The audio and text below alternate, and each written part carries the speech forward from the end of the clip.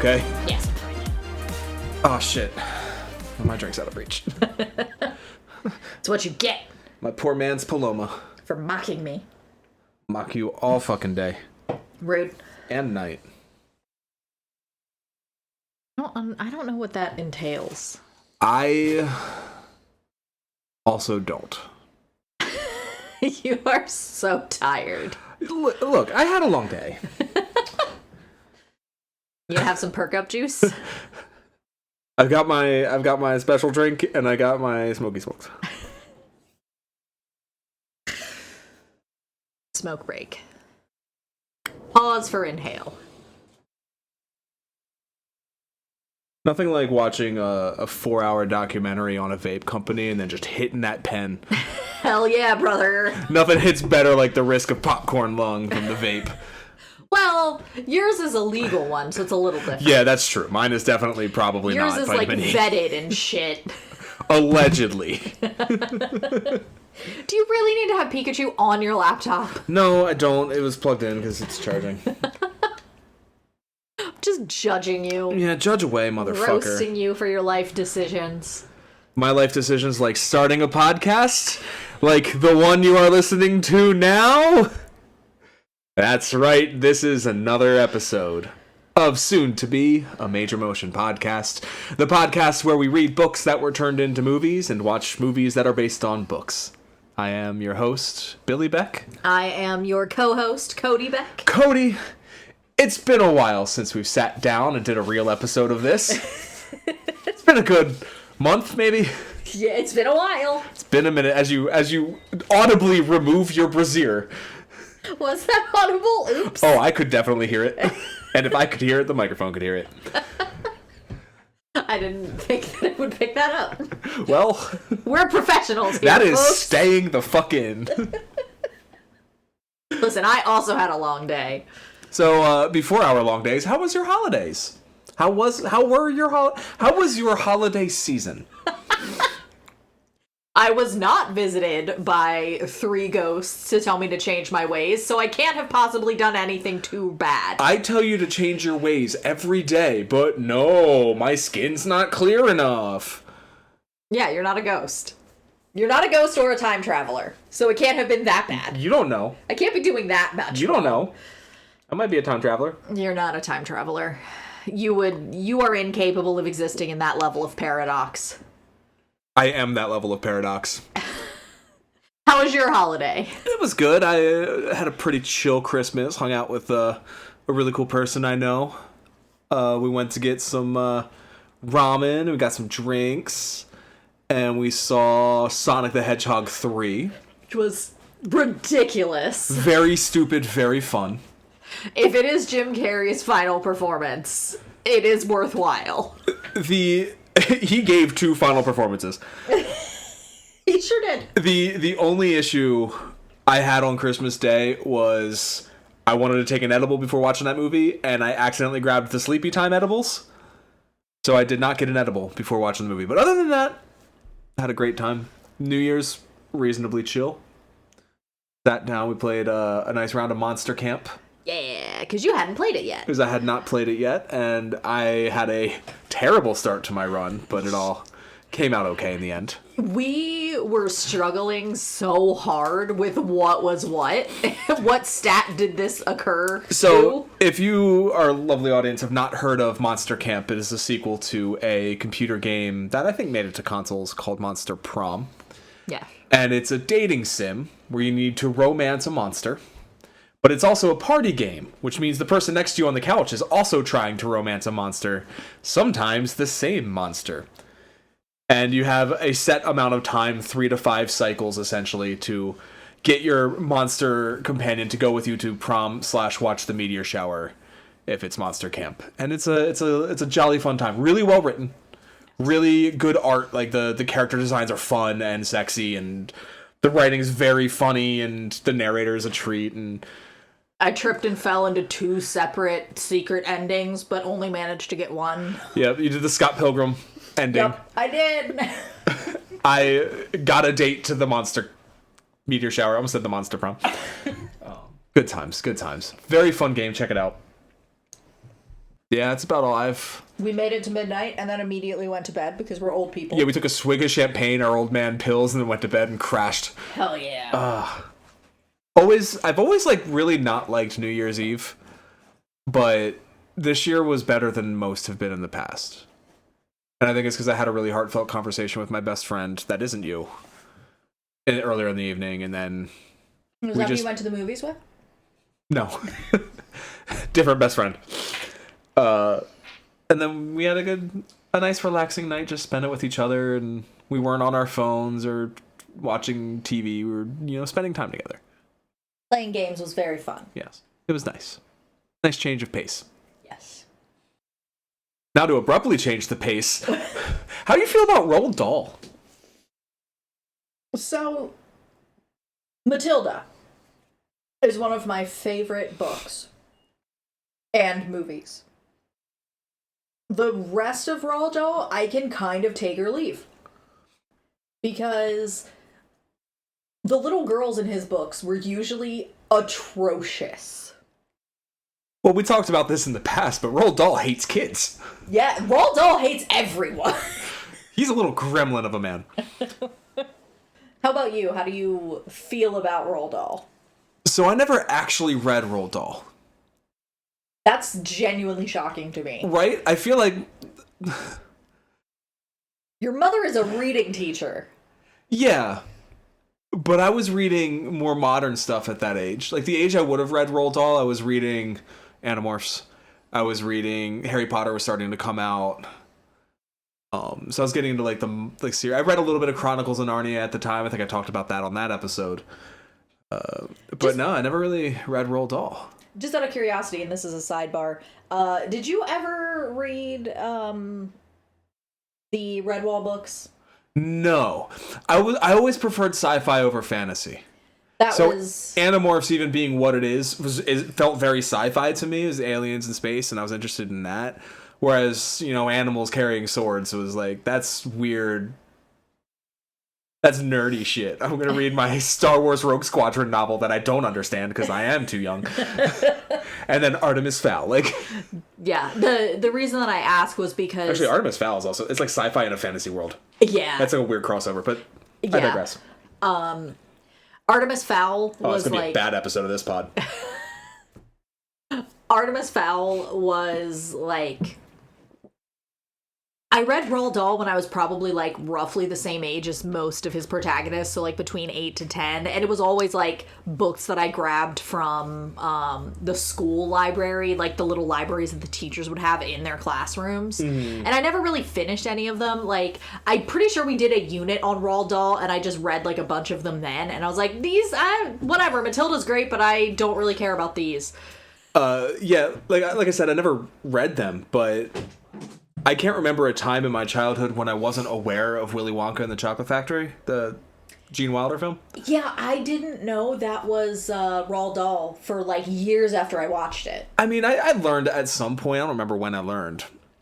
But between that, James and the Giant Peach came out in, like, 95, I think. And I distinctly remember renting that from the Blockbuster one weekend and watching that with my family. Matilda, and I'll tell the story in a couple weeks, went to see that in theaters, and that is a night or a day I will always remember because of a thing that happened beforehand. Matilda was always a TV, catch it when it's on TV. Oh yeah, we watched the shit out of Matilda when we were kids. I think we probably had the VHS. Mm-hmm. And I mean, what little boy my age didn't have the biggest crush on Mara Wilson? What? She went to high school very close to where I work. Like, she knows people we know. We could probably get her on the pod. So sorry. I'm so sorry, Mara. Let's try. No, she's probably gets asked to do that shit all the time. We'll have her on, but something completely unrelated to her. We'll have her on for Artemis Fowl. Oh, God. Okay. Where was I? But yeah, like, when I became a teenager, like, Charlie and the Chocolate Factory came out, and I saw that in theaters. Or wasn't it Willy Wonka and the Chocolate Factory? Or was Willy it Wonka's the 70, Charlie and the Chocolate Factory is the... you'd think after having done an episode on it, I'd remember that which was like which. Weeks ago. You're not expected to remember things that happened. Oh, that was over a year ago. That was November 23. What? Yeah, because that's when Wonka came out. Oh God. Okay. Yeah, I know. Been a year. But anyway, I keep interrupting your thought. Sorry. No, just saying, like, every time a Roald Dahl movie came out until, like, the BFG, like, a major one, I would see it. Yeah, I feel like they were all kind of hits up until that point. Like, they were all kind of hits up until today's. Critically today's, we might as well get into it. We're covering 2009's Fantastic Mr. Fox. that came out in 2009? 2009.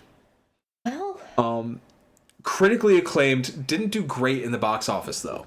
I feel like that probably has to do with the director. I don't know. I don't know, because we're going to get into this in more detail later. Yeah. But just in case we don't, I'll say it now. This is the least his style movie he's done. It is the gateway drug to his movies. That's what I've heard, is like, if you're trying to get someone into Wes Anderson or to, spoiler. Yeah, yeah, right. Like, Google doesn't exist.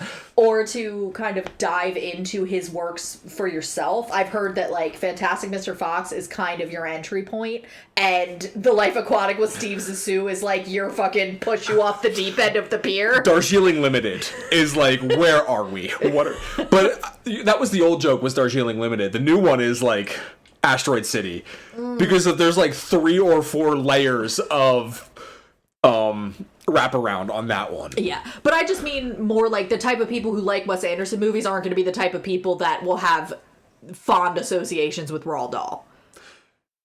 Or not, you say? Like, I feel...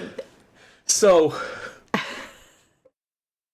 there's a piece of trivia we'll get to a little bit later. That might have you question that statement a little bit. I feel like the type of people that would go to a cinema, a film, to see Wes Anderson are not necessarily the same people that would be like, ooh, a new Roald Dahl movie, let me go see it. That's fair. more what I okay. meant to say. Oh, like the marketing of it as it came out. Yeah. Yeah, like I don't think that I'm not shitting on Wes Anderson here. That was not my intention. Okay. I misinterpreted what you were saying. But yeah, that's a valid point. Like, it just, they're like two demographics that are parallel. They don't really intersect. Yeah, except for this one wonderful moment in 2009. Spoiled by Disney, but we'll get into that as well. Disney. Did you no, you said you kind of didn't read a lot of Roald Dahl except for Matilda. I read Matilda. I read the one where the child makes his grandmother giant. I don't even remember. Is that what James and the Giant Peach is about? No. Or is Grandma the Big Friendly Grandma? That's not that one. Grandma's name Matilda? Yeah, those are kind of the ones I remember. And I read Charlie and the Chocolate Factory. I'm pretty sure I read Charlie and the Great Glass Elevator and then just like didn't finish it. Yeah. But that would have been about a month's worth of in-class reading, so. Yeah, like I said before, I was seeing all of these Roald Dahl movies in theaters. 2009, I was in college. Didn't actually see this one in theaters.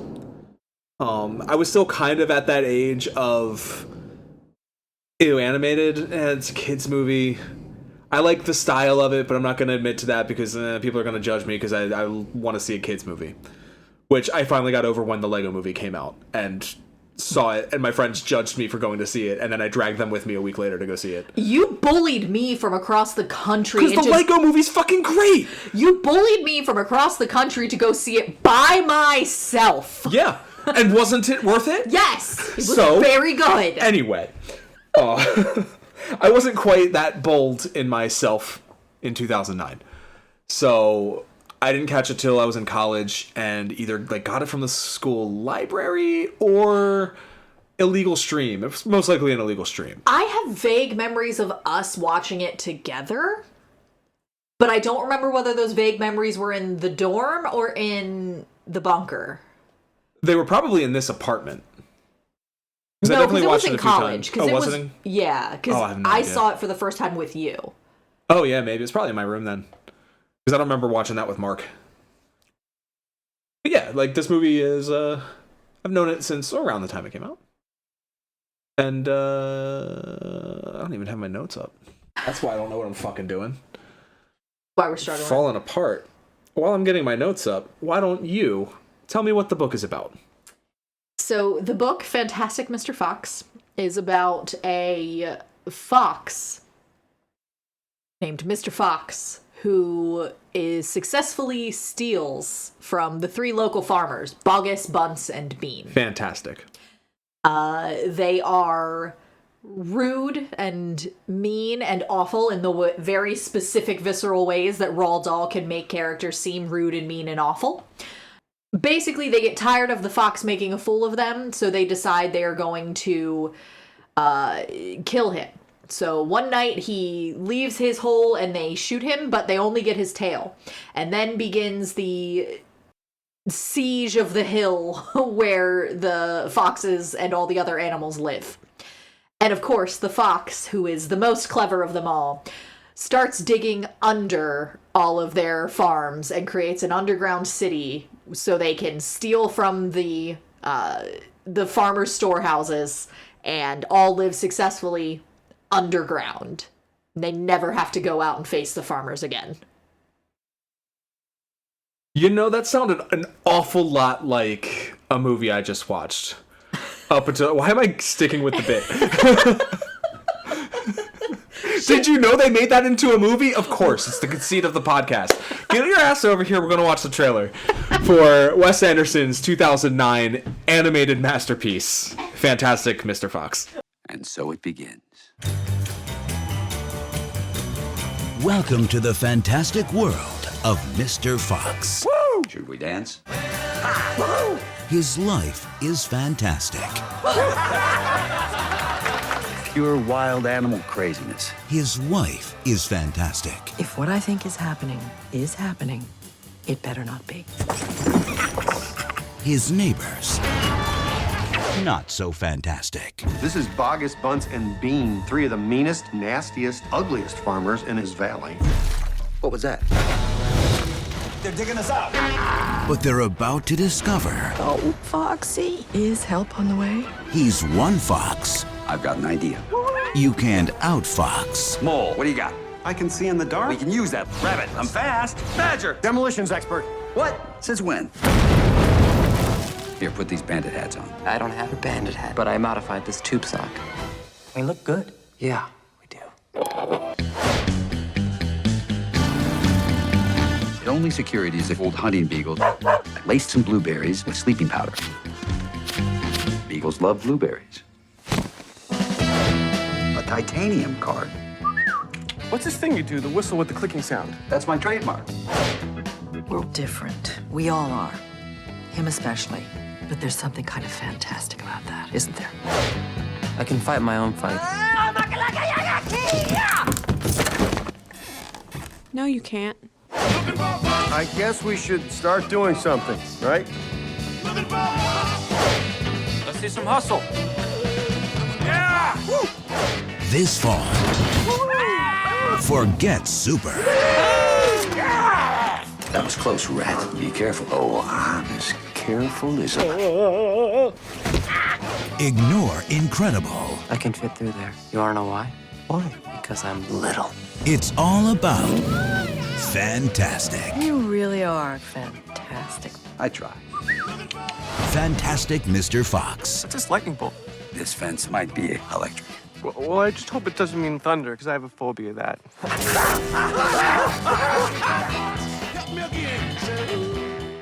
Mr. Fox and his wife Felicity are thieves.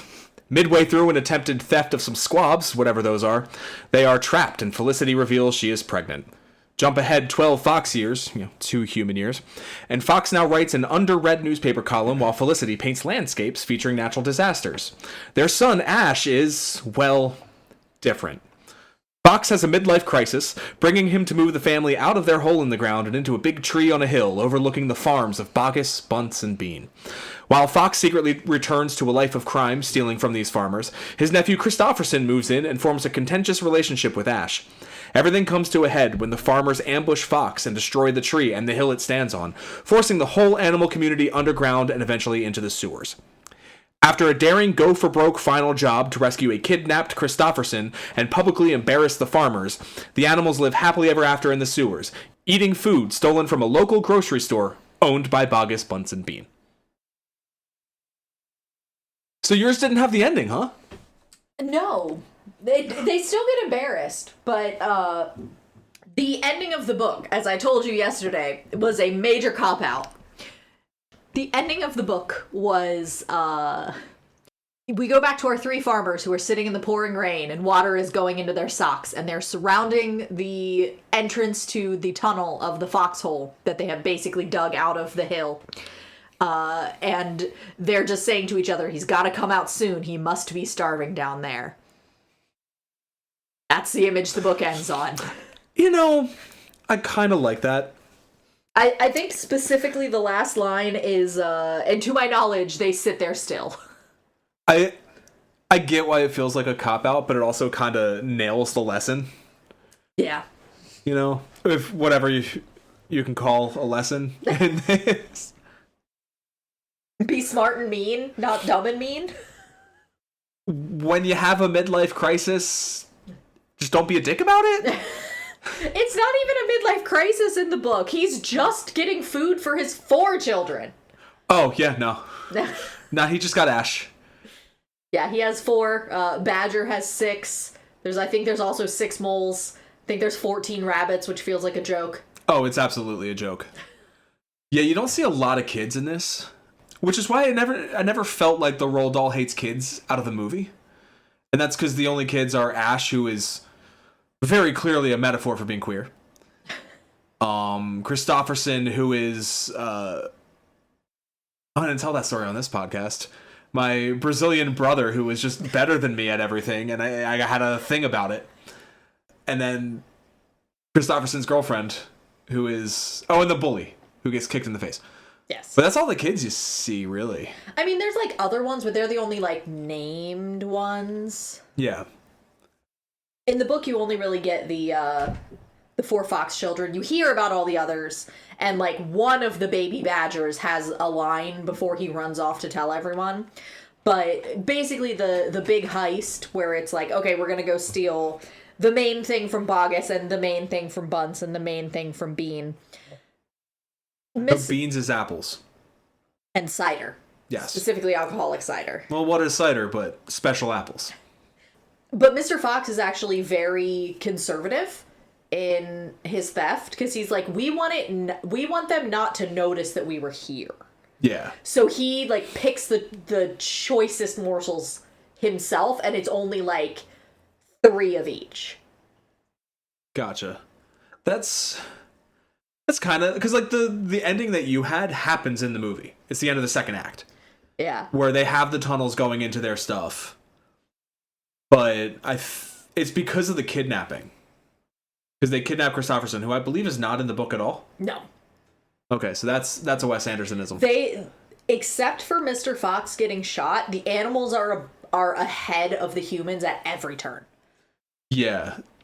He only gets caught because they go in to steal back Fox's tail. Yes. And they kidnap Christopherson thinking it's Fox's son.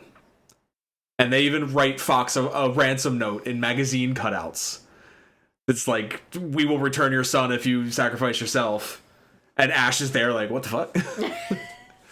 But yeah, they blow up half of the town with explosive fucking pine cones. Thank you, Bill Murray, demolitions expert. Which you brought up an interesting point. In the game Monster Camp, one of the scenes involves Bill Murray, actual demolitions expert. Was that a reference? If the creators and designers of Monster Camp follow this podcast, you like kickstarted them. You could probably reach out and be like, hey, this line, any relation? Yeah. But yeah, they blow up half the town in the end and live happily ever after by stealing from the grocery store, which apparently is Roald Dahl's deleted ending to the story. They found, because he had access to the estates, Anderson did, and he found old sketches of the characters from Fantastic Mr. Fox in a grocery store, and that's where he was planning to take the story. Huh. So I kind of love that. It makes sense, because the whole point is like, work smarter, not harder. Mm-hmm. And that if Fox had accidentally, because there's like a thing where he isn't totally sure where he is when he's digging, but he just happens to hit the mark every time. So if he would have done a fourth dig and found a supermarket, he totally would have been, the character in the book would absolutely have been like, haha, this is it. We don't even need the three farmers anymore.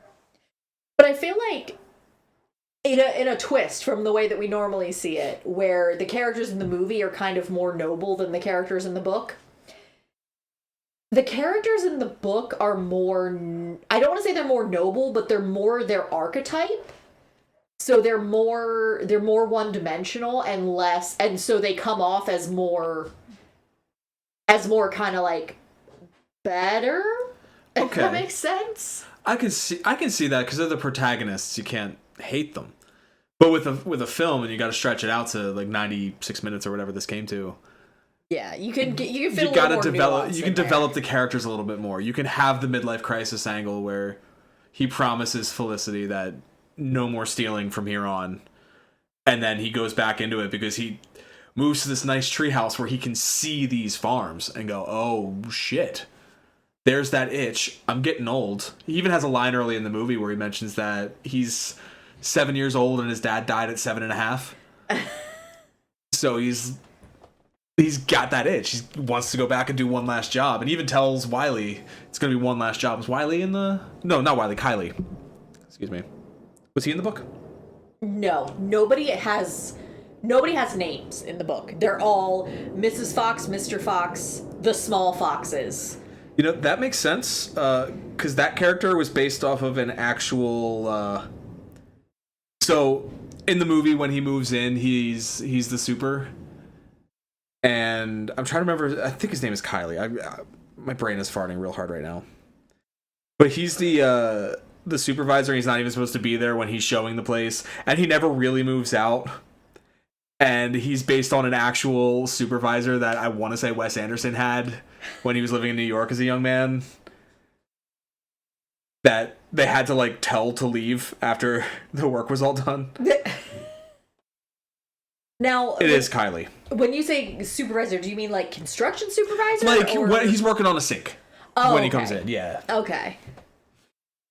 Yeah, I'm starting to see, like, because the ending thing, I don't see a seam there where like Dahl's story ends and like Anderson's begins. Yeah. But I can see it with like Kylie, because he's got a real name when everyone else is just Badger, Rabbit, Mouse, Rat. Yeah. Rat is in the book for... Christopherson is a very Wes Anderson name. Yes, it is. And not a very Roald Dahl name. You know? Yes. So, yeah. I guess that's kind of a tell of Anderson's effort in this story. But it sounds like he kind of treated the story with the amount of respect, I won't say it deserves, but the amount of respect he wanted to give it. Yeah, it's like a lot of the lines and stuff, it feels like he took them and made them a little ironic, because the "you are fantastic" is definitely something that Mrs. Fox says sincerely multiple times in the book, but that line delivery from Felicity in the trailer... Yeah, I believe that line is during their first job at the beginning of the movie. So that's also Meryl Streep weighing the pregnancy she hasn't told him about. I say Meryl Streep, like she's the actor. That's her choice in weighing that along with like the emotion of the thing, and yeah. So there's a lot of subtlety in that line read as well. Yeah. So it's interesting because this is definitely one where we're taking.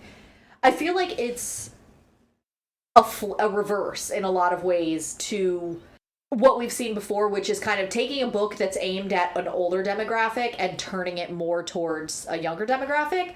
And this kind of feels like vice versa. Like, it's not that it's not a kid's movie, but it's not a kid's movie. I had that thought while I was watching it, that I could see a 12-year-old or younger going to this movie and thinking, oh, fun, the foxes, and then the pine cones explode, and there's funny moments and action scenes. And, They and leave with lots of confusing feelings they don't understand. Yeah, but it's still cute, and they can, like, relate to Ash and what Ash is going through, because, like, when he's at school, his cousin is better than him at everything, and he has a bully, and he has to learn to accept his cousin shit. But watching it as an adult, I'm like, oh man, he's having a midlife crisis. He's going back on a 12-year-old or 2-year-old promise that he made. He's putting the entire community at risk. He has a moment of reflection and realization that, like, I need to sacrifice myself to get out of this. And then he goes, no, I'm a fucking fox. I'm cleverer than this. And then he comes up with a plan to get out of it and save everyone. He's the big dumb hero. Like, there's a moment with Mr. Fox and Mr. Badger when they run into one another where Fox is like, this is all my fault. And Badger's like, yes, it is. Yeah. Yeah, that's in the movie as well. But everyone kind of, like, in the book, everyone kind of looks to him as, like, the leader. Like, he's clearly the smartest person in the community. Mm-hmm. So they're all willing to, like, rely on him and trust his word when he gives it.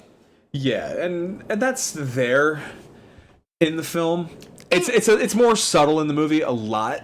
It feels more like, you know that friend you have when you're, like, young and fun who, like, always kind of, you know you're gonna have a wild night when you go out with them, but as, like, you, for lack of a better word, you kind of grow up and get older and start being like, I have, like, a job that I have to go to, and, like, I have responsibilities. Like, I can't just do random wild shit with you. Like, I can't risk going to jail this weekend. I like how you assumed that I had friends when I was young that were, like, cool. It could be, like, college. You went to college parties. But, I mean, fitting into that archetype, at least in the film, is Whack-Ball in the book at all? No. Okay, so I don't know Roald Dahl's views on cricket yet. But Whack-Ball is the half cricket, half Molotov cocktail fight that they play. And when he was in high school, Fox was, like, one of the best players the league had ever seen. And he kind of does have that Uncle Rico energy of, like, peaked in high school, but still, like, everyone, it's a small town, so everyone knows him and still kind of loves him and respects him for that, but also, like, they're kind of tired of his shit, yeah, especially when he gets them all in trouble. We're living in the sewers now, Fox. What the fuck are you doing? You dumbass. Yeah. Yeah. Very much that archetype. It reminds me of, At World's End. Yeah. It's that same kind of, like, screw up, literally ruining the world for everyone else, but he's happier at the end. Yeah. I was thinking Little Giants, but it's not as, yours is better.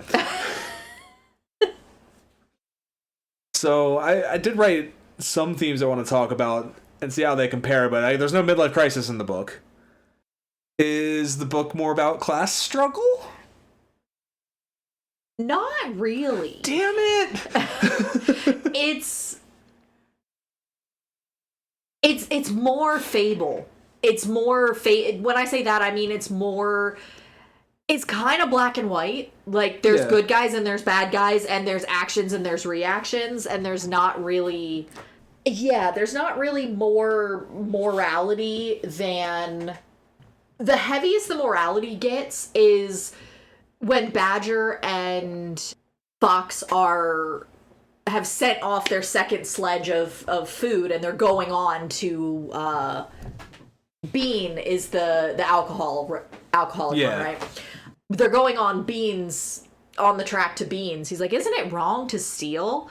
And, like, Badger's like, isn't it wrong to steal? And Fox is like, they want to kill us. It's no more or less moral for us to steal from them than it is for them to kill us. We are only in the position of having to steal from them because they have put us in this position. Okay. Like, that's kind of the view that he has on it, where he's like, hey, we're stealing to survive at this point.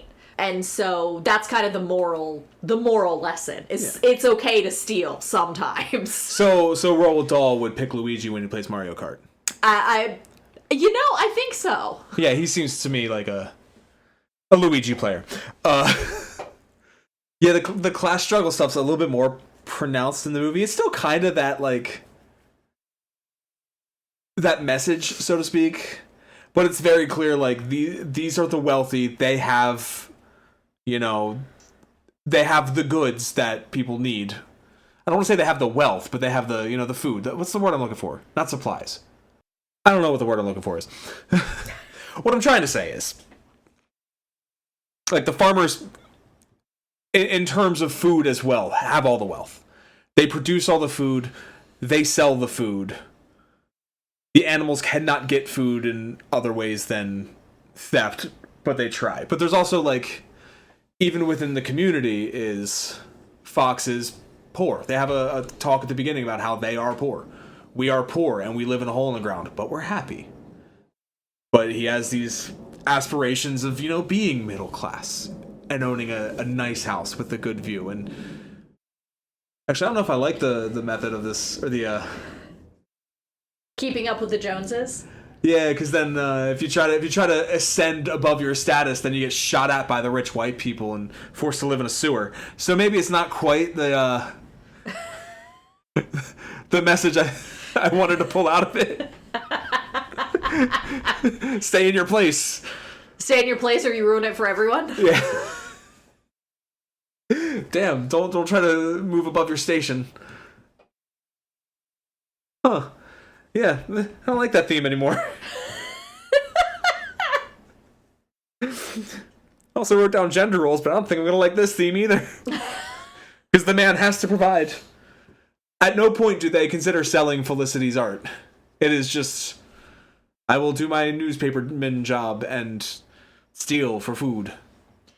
Yeah, Roald Dahl really hates women, which I think we touched on a little bit with Charlie and the Chocolate Factory. He hates women of all shapes, sizes, and ages, but he really especially hates the fat old ones. Yeah, you're talking about the big fucking grandma, or whatever the BFG stands for. But yeah, like the men and the children keep digging after Mrs. Fox is too weak to continue digging, so she stays back. And same thing with Mr. Badger, or with Mrs. Badger. She stays back with the children and her husband keep digging. And it's very, like, they bear up as best as they can, but at a certain point, they're just women, so they can't keep up with the men folk. Yeah. And their job is to cook and prepare the feast. Was he also super anti-Semitic in this one? Because I didn't see it in the movie. I don't think so, but I mean, probably if I dug a little bit more, there would be some, because there's, like, the whole thing with the rat.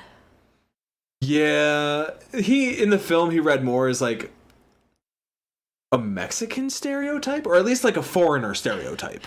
Yeah, he's definitely, the rat is, I feel like it's very similar. He's the one that's in the cellar, the secret cider cellar. Yeah. And he's just in there and he's just screaming at them to leave because they're going to fuck it up for him. So he's safe and protected and he doesn't care what happens to anyone else.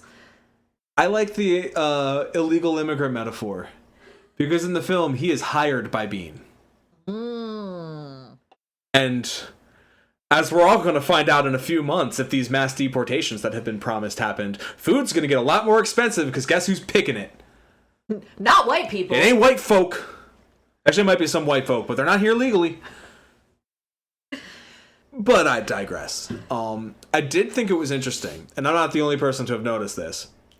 All of the human characters in the movie have British accents, and all of the American characters have American accents. I don't know what to glean from that, but there's something there. Wait, you said American characters. You mean animal characters? Yeah, did I not say animal characters? You said American characters have American accents. All the animal characters have American accents. The audiobook that I listened to was narrated by someone who had an very irritating voice as Bean. Because he put on different voices for the different characters and the animals. And his take was that Badger sounded like Morgan Freeman and Fox was Irish. Huh. Or Cockney. Those are two very different things. Yeah, it's... Probably Cockney. Probably Cockney. Was there a theme song to the audiobook? There was not. Okay. But there was the Bogus Bunce and Beans song that was referenced. I was going to ask. I assumed that one. Are other songs in the book a la Charlie and the Chocolate Factory? No, I don't remember any others besides Bogus Bunce and Bean. Okay, because there is a song in the middle of the movie. Although the more we talk about it, of course, Beans' son, Petey, is not in the book. Played by, like, Michael Jarvis, I think. Like an actual musician. And he just, like, improvises a song about the farmers waiting for the animals. No, in the movie, I don't remember. Do the farmers have their labor force surround the hill to make sure that the animals can't escape while they're... 108 snipers focused on the foxhole, yes. So it's not snipers on the foxhole. They have all of their men come from their farms, which it's, of course, Bogus has 35, so Bunce has 36, so Bean has 37. Which adds up to 108. So they have them come and surround the hill so that the animals can't escape from behind it while they're waiting for them to come out. Okay, yeah, that's part of the siege. Yes. Actually, it's funny, the reason I brought up the anti-Semitism is I was looking at the Wikipedia, and they were saying that the siege on the hill has drawn comparisons to the Israel-Gaza conflict. And there was a little blue number with, the source. So on Wikipedia, check the source. And it was a review from, like, I can't tell if they were Israel-affiliated or just a Jewish paper in the UK. It was their review of the film from 2009. Nowhere in that review did I see anything about comparisons to Israel-Gaza. Which means either some editor on Wikipedia made that up, or they have since removed it. Huh. And I don't want to look into that any further than I already have. Because I like not being spied on by governments. Fair enough. Well, spied on, like, any more than the usual. Yeah, like, I'm on TikTok. China knows who I am. I guess. But yeah, I was saying something. Anti-Semitism. We were talking about the foxhole. Yes. Surrounding the theme song. Yeah. No, I had no more. I had reached the end of that train of thought. Okay. We've made it to the last station. Everyone off. So, do you want to talk a little more about the movie itself? Yeah, let's do that. Do you have anything else you want to say about the movie, even? Because I know you've seen it before. No, I think I got it all out so far. All right. So let's get into who made this fucker. Directed by, as we've mentioned, Wes Anderson. He also directed Isle of Dogs, and he won an Oscar for The Wonderful Story of Henry Sugar and 3 More. That won Best Short Film. Interesting. Which we almost just did Wes Anderson adaptations of Roald Dahl for this, and then we decided, no, we can't just do that. It'll be a very samey conversation by the second one. Because Bill would just jizz over Wes Anderson for an hour each time. I like his filmmaking. What can I say? Wes Anderson was also one of the writers. He also wrote movies like Asteroid City, previous episode of the pod, and The Grand Budapest Hotel. Probably his best movie. I have not seen it. What the fuck? All right, we'll finish recording this tomorrow, because we're going to watch that right now. The other writer was Noah Baumbach. I recognize that. Marriage Story. Ah. But his first picture, I believe, was The Squid and the Whale, which Wes Anderson produced. And he also co-wrote Barbie. Okay. And I don't always talk about behind-the-scenes people besides writers and directors. I am going to bring up, because of his work in this, the animation director. Because in a stop-motion animated picture, which if you have not seen it and don't know what I'm talking about, this whole thing is stop-motion animated. Didn't mention that. It's a lot of work for the animation director. He was Mark Gustafson. The animation director was Mark Gustafson, who had also done the PJs and he co-directed Del Toro's Pinocchio. Oh, okay. And unfortunately, he passed away last year. Oh. Yeah. I feel like we watched the special features, and they showed some of Gustafson and Anderson. Oh, they absolutely did. Yeah. Yeah, like they showed like a shot or two. The special feature she's referring to, I own the Criterion Collection release of this, and I have watched pretty much everything on that disc before. Cast of this, Mr. Fox is played by George Clooney, Oscar winner for Syriana, Razzie winner for Batman and Robin. I actually don't know if he won the Razzie for that, but I wouldn't be surprised. Felicity Fox's wife was played by Meryl Streep, who won an Oscar for Kramer vs. Kramer. She won her Oscar for Sophie's Choice. She won an Oscar for The Iron Lady. She's Meryl fucking Streep. You know who Meryl Streep is. Ash was played by Jason Schwartzman. You may know him as Gideon Graves in Scott Pilgrim vs. the World. He was also in previous episode of the pod, Hunger Games, Ballad of Songbirds and Snakes. Yes, he was Flickerman, right? Sure. Badger was played by Bill Murray.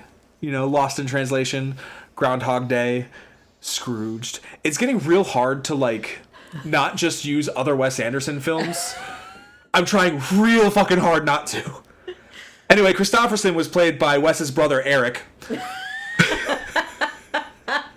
Who was also in the Royal Tenenbaums and Moonrise Kingdom. So, like, do we need to be concerned about that relationship, or... No. Okay. I think it's fine. I didn't grab every character, because there's a lot of characters, but... Yeah. Oh, shit. There it is. Bean was played by Michael Gambon. Oh. Who you may know from his roles in The Cook, The Thief, His Wife, and Her Lover. You just did that for you. The King's Speech. I'm not going to talk about the other one that everyone fucking knows.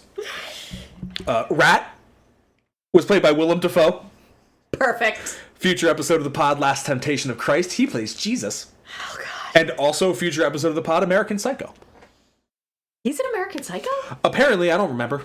But I haven't seen that movie for like 15 years, so. Neat. And Coach Skip was played by Owen Wilson. You know, Armageddon, Shanghai Noon, classics. Owen Wilson was in Armageddon, you're right. I also have the Criterion Collection release of Armageddon. And, you know, some actors that were featured in some smaller roles. Wes Anderson himself, Roman Coppola, Adrian Brody, and Mario Batali. Sure, casually. Well, you need somebody to play the rabbit who is a chef, so why not celebrity chef Mario Batali? What a weird fucking pull. Now, earlier when I misunderstood a thing that you were saying... Yes. About people who see Wes Anderson movies aren't going to want to see Roald Dahl movies. Yes. Wes Anderson did this movie because Roald Dahl is one of his heroes. Now, I like to think not in those ways. And from some of the themes and casting in Anderson's more recent works... I like to think he is a better person than Roald Dahl. But his early work is very white, very male.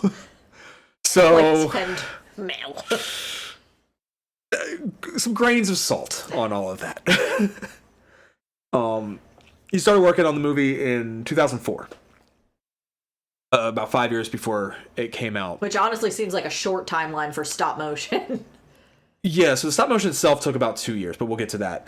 Production started in 2004, and he was going to work on it with Henry Selick. Okay. Who you know from, you know, your favorite movie of all time, Nightmare Before Christmas, and my favorite movie of all time, Coraline. And we'll talk a little bit more about him in 2 weeks. Future episode of the pod. When we do James and the Giant Peach. Because he also directed that. But one of those movies I just mentioned, Coraline, came out around the same time as this. He left to do that instead of Fantastic Mr. Fox, which is when Mark Gustafson joined the crew. They started shooting in 2007. They shot pretty much all of the dialogue was shot in a real world setting that matched the scene. So interiors they shot in like a barn. And exteriors they shot outside on his farm in, I think, Connecticut. I feel like I remember, again, from the special features, I feel like I remember seeing the actors doing these scenes as the actors. Yeah, being who he is, Wes Anderson absolutely shot Super 8 footage at home of Bill Murray running through the farm doing lines. Or not Bill Murray, George Clooney running through the farm and doing lines as Fantastic Mr. Fox. Yep. Worth the price of the Criterion alone. But also this movie fucking slaps, so... Spoilers. We haven't got to our ratings yet. Yeah, Anderson is quoted as saying, "We went out in the forest, went in an attic, went in a stable. We went underground for some things. There's a great spontaneity in the recordings because of that."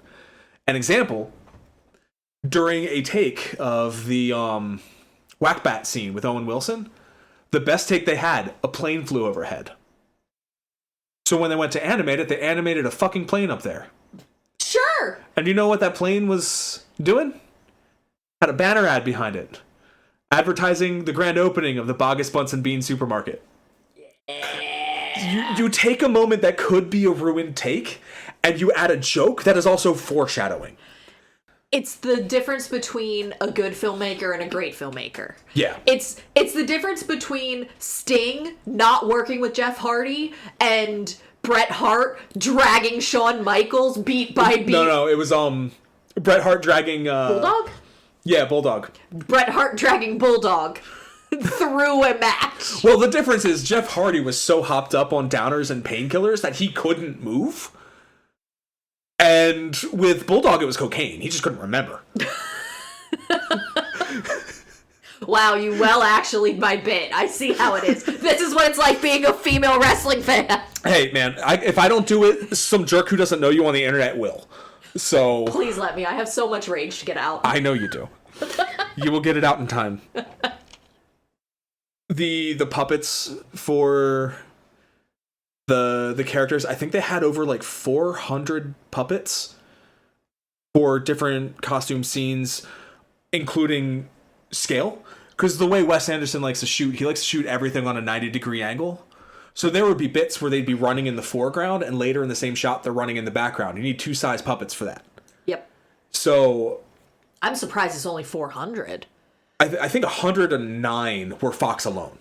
Yeah, that tracks. Like, yes. The puppets were created by McKinnon and Saunders, who also did Tim Burton's Corpse Bride. Okay. Everything was traditional stop motion. Remember, 2009. Everything bar one shot was traditional stop motion shot on a DSLR camera, a Nikon something or other. And, take the picture, move the things, take the picture. Took them 2 years to make this fucking movie. One shot, there's one tracking shot towards the end of Act 2, right before the feast, when Fox is walking through and he's chatting with different people. He's checking up on Rabbit, checking up on Badger, all that. I think that shot alone took 5 months. Something like that. Lord. Yeah, and there is a... I could have the timing wrong on that, but there is a... what's the opposite of stop motion? The fast motion? Time lapse. There's a time lapse on the Criterion of them doing that shot. It's amazing. Can you imagine going to work and you work 8 hours or more, whatever the union limit is, and you're literally just incrementally moving a fox puppet down a hallway? I mean, that's how my work feels sometimes. But like that's 8 hours of your day every day for 5 months. Yeah, the level of craftsmanship on this, and that's why I wanted to shout out Mark Gustafson. Oh, I cannot say his last name. Gustafson? Yeah, Mark Gustafson. That's why I wanted to shout him out as poorly as I'm doing it. Because that is a hard fucking job. Especially when the director of the movie, Wes Anderson, already did most of his work. Because all of the dialogue was recorded before they animated a single frame. I feel like you need that, especially with stop motion. Especially with stop motion. Animation in general, you want that. Like, it's a thing on The Simpsons a lot where, like, you can tell when they changed a joke late in the thing because it'll be a shot that doesn't match the place it should be. It'll be, like, too close up on Homer's face. The lips won't be perfectly matched up. It's because they had to rewrite a joke, but it's already animated. So they didn't, like, rewrite shit. They actually almost got in trouble because the poison blueberries bit is from a different Roald Dahl story that they didn't have the rights to. Ah. It was a little different in that story, but it was close enough that the estate was like, hey. And Anderson's like, man, we already animated it. Come on. And they're like, fine, I guess. Whatever. I'm just imagining that hipster Brooklyn ass man in his brown suit. Please, they spent so much work on the blueberries. I gotta have the blueberries. And that's why that man is like regularly Oscar nominated. He's willing to beg for the shot because it's a good bit. The shot I always think of from this movie is the shot where she reveals her pregnancy and he's like, "You're glowing," and it cuts back to her and she's literally a lamp. Oh yeah, like the internally lit plastic puppet that they use that, and at the end when she tells him she's pregnant again, yes, and they both are. Yeah, it's such a great joke. It's like recognizing that it's puppetry, and there's actually like bits. I didn't even notice this. I read this today. I've never noticed it as many times as I've seen this movie. Multiple times when they cut to like a new chapter, so to speak, and there's like a chapter heading at the top of the screen, multiple times a character will read it and respond to it. And I never catch it because I'm reading it and then they're responding as if like I just read it. It's like, oh, they're responding to the thing I just read. I never noticed that they look at it and then say something. It's so good. He loves breaking the fourth wall in little weird ways. I mean, the third shot of the movie is the cover of the book, which was modeled after, because Wes Anderson loves him a fucking framing device. And he references immediately, this is based on a book by Roald Dahl, and he has the cover of the book. And it's not that cover. It's based on the first edition cover, which is the copy that he and his brother shared when they were kids. Which I think that is why he had his brother in this movie. He'd worked with him in the past as well, but like there's no way if his brother shared the same love for this book that Wes did, he was not going to be involved in some way. Yeah. I'm now looking up that image. There are 0 frames of this film that do not feature the color orange. And there is one scene that uses CGI, and it's when they flood the Flint mine with cider. Oh. And wash them into the sewer. Every other bit of water is saran wrap. All of the smoke and fire is like, I know the smoke is all cotton. I think the fire is something equally like household. And then just, you paint it right and it looks right. When you animate it, it looks great. And it is a beautifully animated film. They did the animation specifically, and I'm going to get technical now, 12 frames per second. Traditionally, film is 24 frames per second. If you're watching film at your mom's house on the holidays, it's between 30 and 60 frames per second with motion blur. And that's why it looks weird. But film is traditionally 24. He intentionally did it in 12 so that you could see the stop motion. You could see it's a little bit twitchier. You can see the work, the physical labor that was done for every beat of this movie while you're watching the movie. And it's something I respect the hell out of these craftsmen. These people that went to work for 8 hours a day to move a fox down a hallway. It's hard work.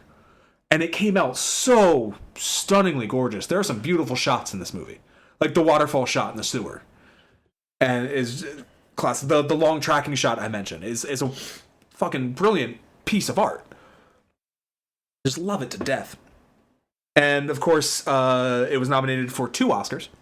Score, an animated feature, and it lost both to Up. Oh no. I loved that Up won at the time. They were wrong. Oh, and the reason I asked you if the audiobook had a theme song. Part of the theme song for the audiobook, I assume like an original audiobook and not whatever Hoopla had or wherever you... Overdrive? Libby's the one. All 3 of those are... Actually, Overdrive doesn't exist anymore. Hoopla, Canopy, Libby. If you have a local library, you have free streaming. And audiobooks and digital books. The original theme song from the audiobook is played on the radio in one of the scenes in the movie. That's cute. Yeah. Because Wes Anderson loved him some fucking Roald Dahl. I think I've said everything I wanted to say. I just love this fucking movie, man. Do you? That was not clear from the everything you said about it. Just that, like, I'm referencing individual pieces of media on the Criterion disc. I'm just reading my notes. Humans speaking British, animals speaking American. Commentary? Question mark.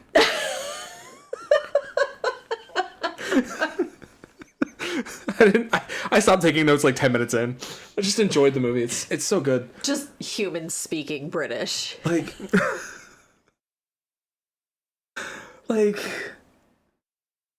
they're having real relatable adult conversations about money and wanting to buy a house, and we can't afford it, and I gotta talk to my lawyer friend, and then he eats breakfast and he's a wild animal, so it's like, just fucking going ham. It's so fucking funny. I love it so much. It's a cussing good movie. I'm gonna let the silence stretch out. You didn't. It was like 2 seconds. More than that. I do love that idea. I think that had to have been a Wes Anderson. Like, it's gonna be a big cluster cuss in there. Yes. I said that around my mom one time, and she freaked out. Like, Mom, I'm an adult, and I said cluster cuss. What are you mad about? Do we need to tell the story about how you didn't want to buy a shirt that said explicit content because your mom might You've see already it? told the story. I will continue to tell the story. So would you recommend the book? I mean, you don't have to ask me.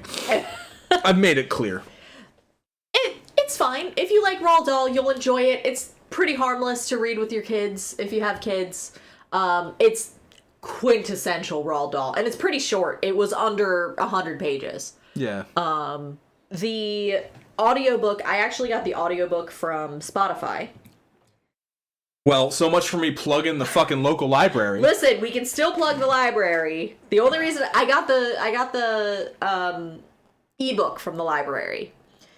But the version of the audiobook that I got was from Richie's Audiobooks, read by Richard Keene. And the full audiobook and read-along is 122 minutes.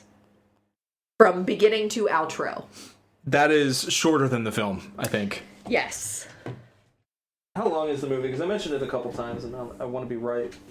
87 minutes. It is. It is slightly shorter. It is 5 minutes shorter than the movie. Credits. Oh, God. So next week, we're going to the other end of the spectrum. Actually, no. Kind of. We're doing old Stevie Spielberg's. Going back to Stevie's work. Going to a movie I didn't see. I have also not seen it, nor have I read it. We're doing, I want to say 20... Fuck. 20... I wrote down BFG in my notes, but I don't know when it fucking came out. 2016's The BFG. Oh my god, there's an animated one from 1989. Oh, it stands for Big Friendly Giant? Oh, Doom lied to me. Anyway, until then, you can find us at various places on the internet if you click the link tree in the description of this pod or linktr.ee/soonmajorpod. That includes our email account where you can send us suggestions, thoughts, prayers, angry tirades that Codie can sick her rage on you. You send that to soonmajorpod@gmail.com. You got anything else, or are you just gonna sit there? I got nothing. You got no ending bit? I got no, what's the thing? What's that thing you keep doing? The whistle and the click? And... So much of this movie is in our lexicon, and I no longer remember that it's from this movie. I know, I love this movie so much. I want to watch it again right now.